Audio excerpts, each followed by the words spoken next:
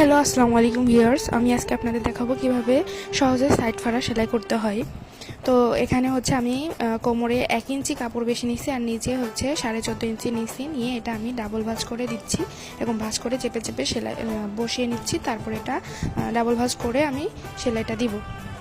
তো এভাবে সেলাই করলে খুব সহজে সেলাই করা যায়, এটা তেরসা হয়ে যায় না। অনেকে আমাকে কমেন্ট করছেন যে সাইড ফাড়া সেলাই করতে গেলে তেরসা হয়ে যায় কেন। তো আপনারা সবসময় চেষ্টা করবেন কোমরের এখানে 1 ইঞ্চি কাপড় বেশি নিতে। 1 ইঞ্চির বেশি যদি আপনি 1.5 ইঞ্চি নিয়ে নেন তাহলে তখনই সেটা তেরসা হবে।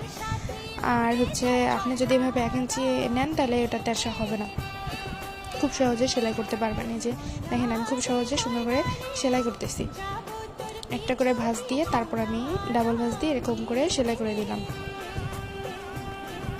পরে আমি এটা আবারও একটু ওই দিক থেকে টেনে টেনে সামনে থেকে টেনে টেনে সেলাই করে দিচ্ছি, তাহলে এটা আর তেরসা দেখা যাবে না। আমারটাও কিন্তু প্রথমে মনে হচ্ছিলো যে এরকম, কিন্তু আমি এটা টেনে টেনে সেলাই করছি দেখে আর এটা বোঝা যাচ্ছে না। পরে ফাইনাল লুকটা দেখেন,